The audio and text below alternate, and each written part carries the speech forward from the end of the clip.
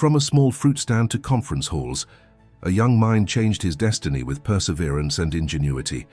In a world where origin often weighs more than talent, this story proves that what's essential doesn't always wear a uniform.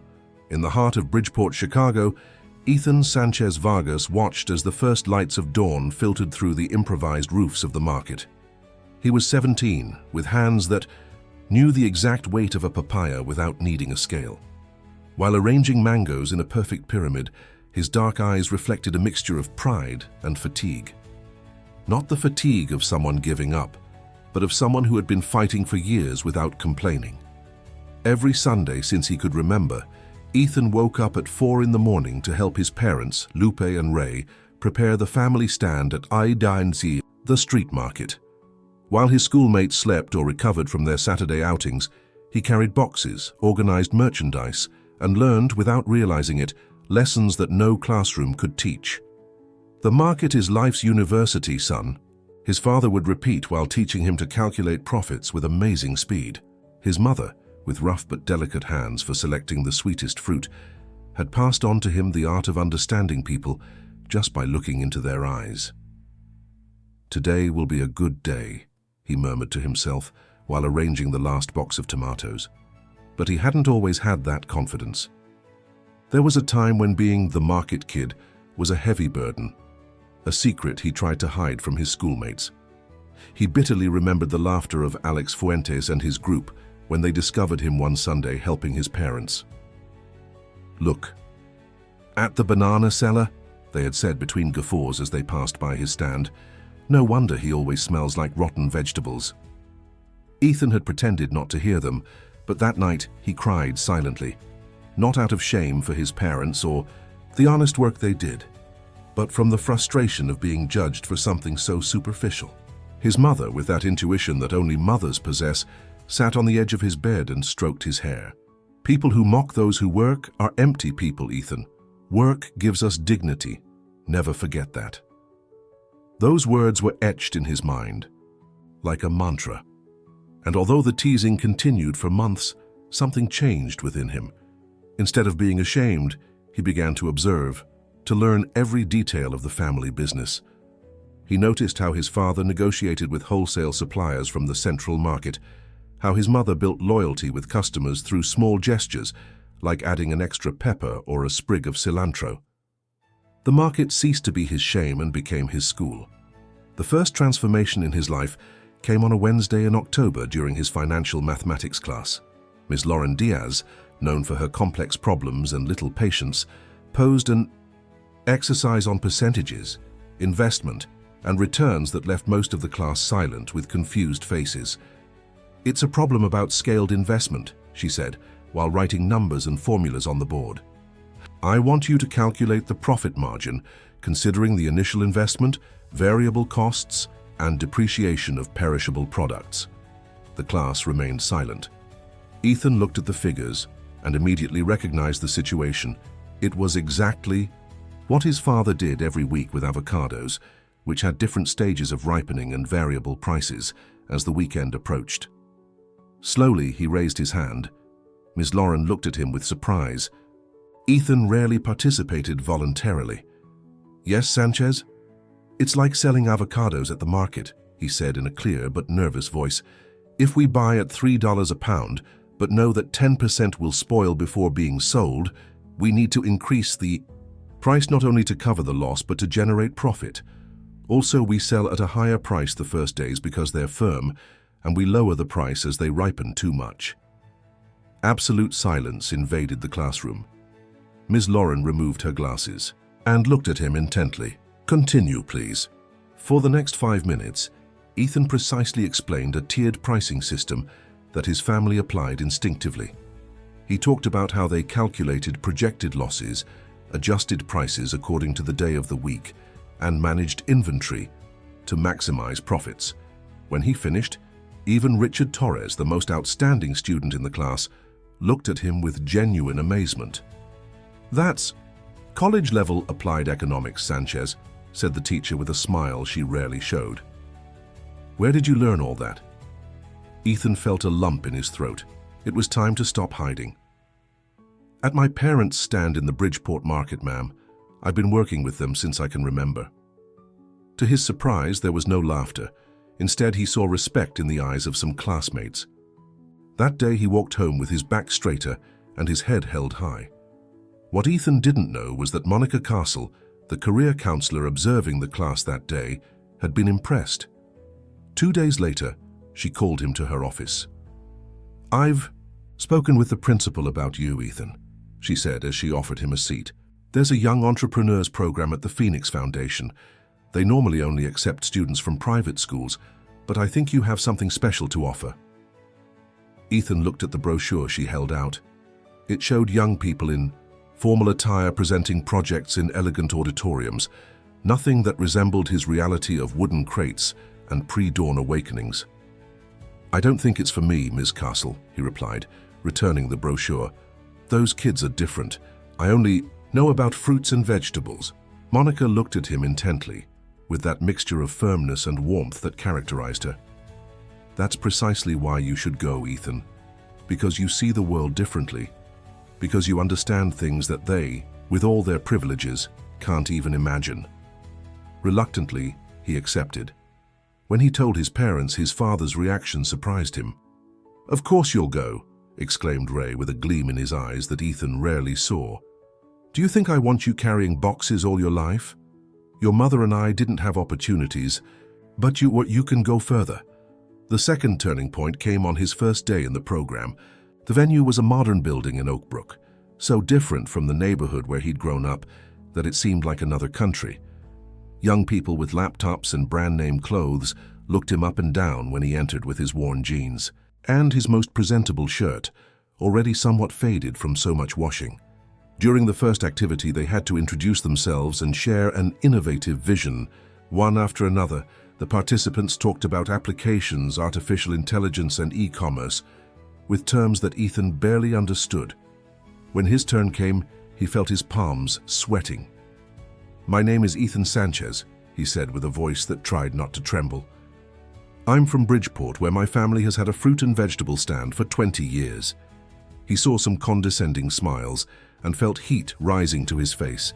But then he remembered his mother's words about dignity and continued more firmly.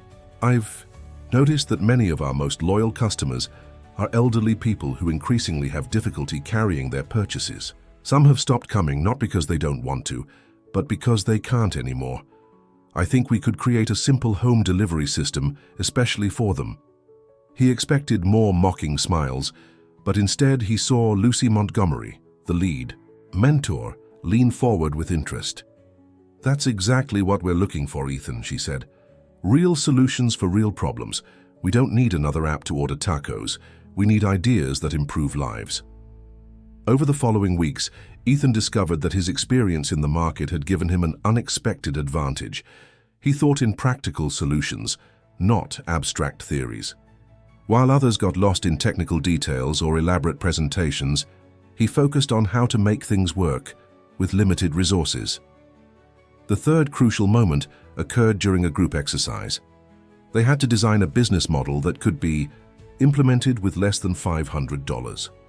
Ethan proposed his delivery service idea, but elaborated a simple system where customers, especially seniors, could place orders via WhatsApp. Deliveries would be made by bicycle to reduce costs and reach narrow streets where cars couldn't easily enter. "We'll call it Market to Your Door," he explained while drawing a simple diagram. "We can start with 10 regular customers, deliveries twice a week. The key is trust. Neighborhood ladies trust someone they know, not an app." The project won the exercise, and to Ethan's surprise, Lucy proposed turning it into reality. The foundation offered a small seed capital of $300 for each group's most viable project. "But you'll need a team," she warned. "You can't do it alone." It was then that he met those who would become key pieces in his future.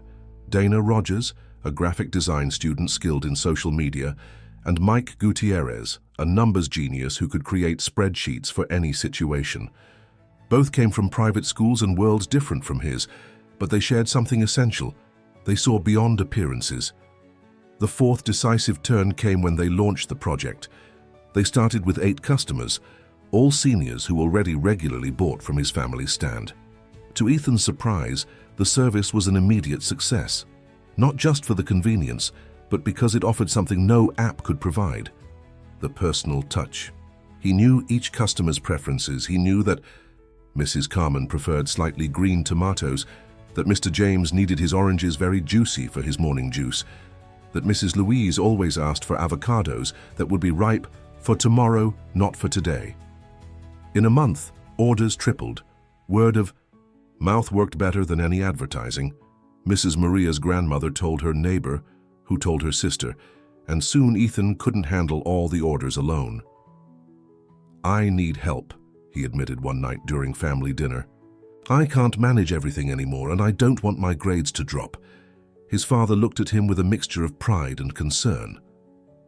"What if you hire someone?" he suggested. "There are several kids at the market who could help you." That's how Ethan took his first step as an employer.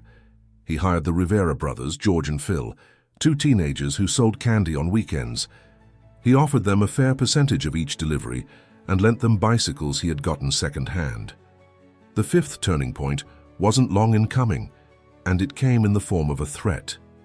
Anthony Duran, owner of the largest fruit store in the neighborhood, began to view Ethan's growing business with suspicion.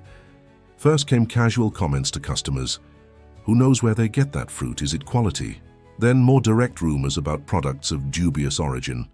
Finally, a direct confrontation one Sunday afternoon. Anthony approached the stand when Ethan was helping his father. He was a burly man who had built his business over decades and saw in the young man an unexpected threat. "You should focus on studying and leave business to adults," he said without preamble. "This isn't a children's game." Ethan felt his blood boil, but his father put a hand on his shoulder. "My son isn't playing, Anthony," Ray responded calmly. "He's working honestly, as your father taught you." Anthony left, but the damage was done. Some customers began to question the service and orders decreased. For the first time, Ethan felt that perhaps he had been too ambitious. It was then that the invitation that would change everything arrived. The Department of Commerce was organizing a forum on youth entrepreneurship in working-class neighborhoods.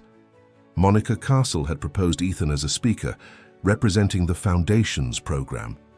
"I can't speak in front of so many people," he protested when they showed him the program where his name appeared. "I'm not good with words." "You're excellent with words when you talk about what you love," Monica replied. "Just tell them your story." The night before the presentation, Ethan couldn't sleep.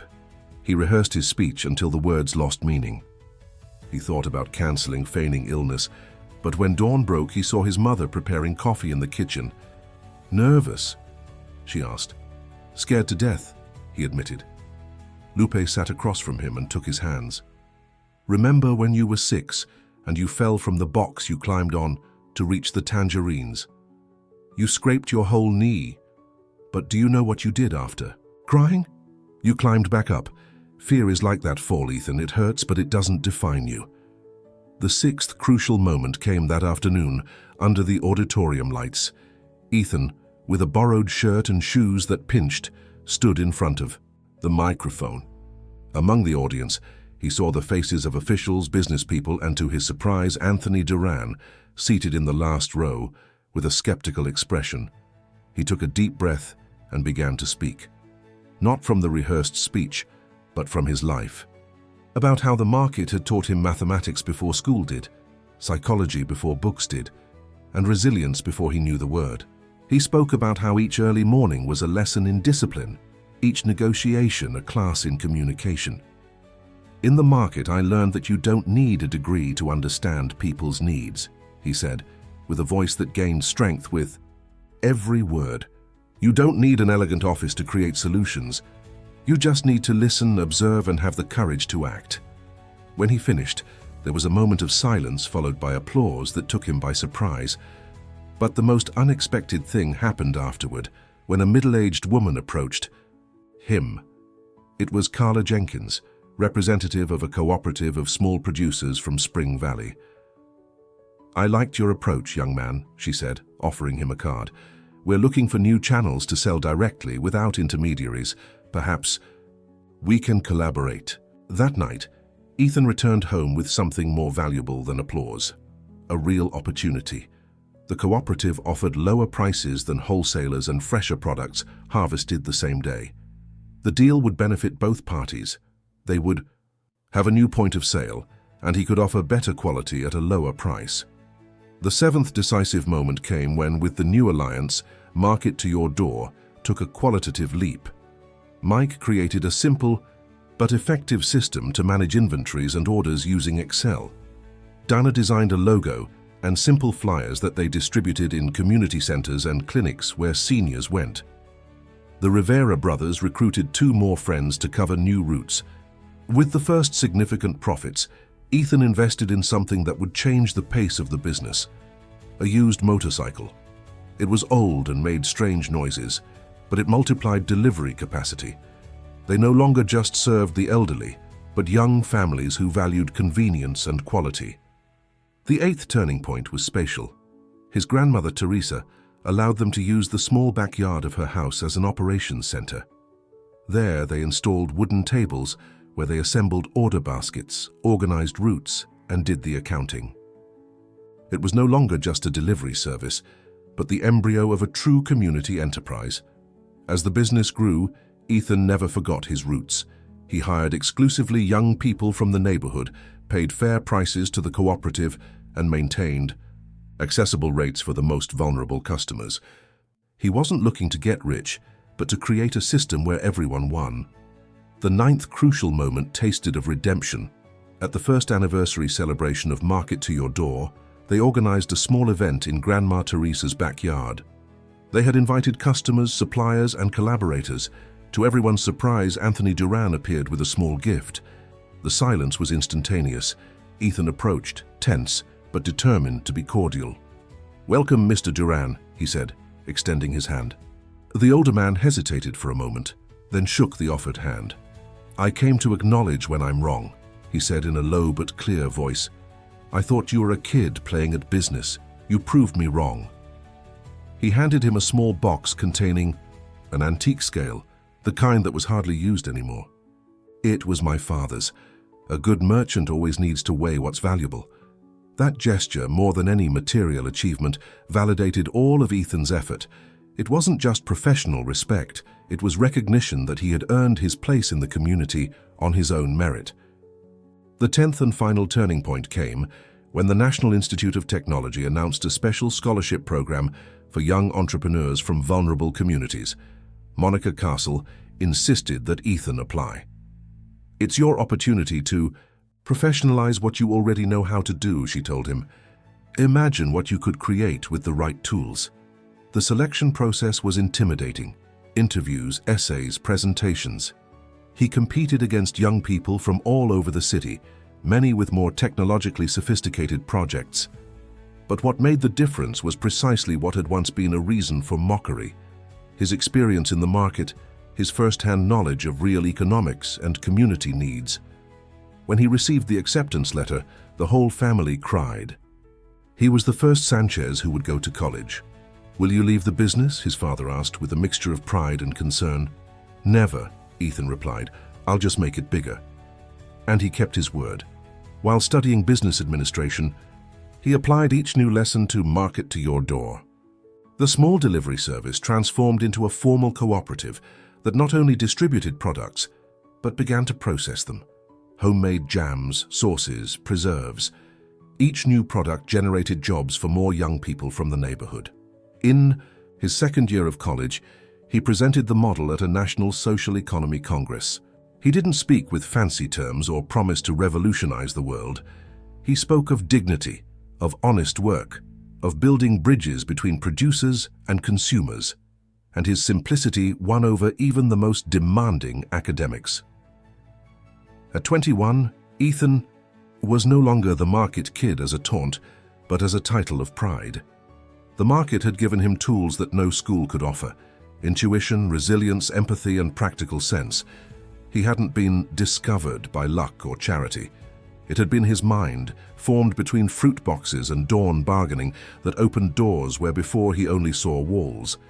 Every Sunday, no matter how busy he was with university or business growth, Ethan continued to help his parents at the market stand, not out of obligation, but by choice, not out of necessity, but out of honor. "Why do you keep coming?" his father asked him one day as they counted the cash. "You now have more important things to do." Ethan looked around, the colorful tarps, the familiar bustle, the familiar rhythm of a place that had shaped him. He smiled. "Because everything I am is here, Dad, and everything I want to continue being." The market had never been just a workplace. It had been his school, his test, his battlefield, and finally, his launching pad. Among those narrow aisles and those voices calling out prices, he had learned the most valuable lesson, that true value isn't in what you sell, but in what you build, not in what you have, but in what you create. And as the sun set over Bridgeport, Ethan knew that his story was just beginning. That each box carried, each cold dawn, each taunt endured, hadn't been obstacles but steps on a ladder that he himself had built, step by step, fruit by fruit, dream by dream. If you enjoyed this inspiring story of overcoming obstacles and entrepreneurship, don't forget to leave your comment about which part moved you the most. Did you identify with Ethan, or do you know someone like him? Share this story with anyone you think needs inspiration. Subscribe so you don't miss our upcoming narratives and access our Stories of Overcoming playlist, where you'll find more tales that will touch your heart. Thank you for joining us.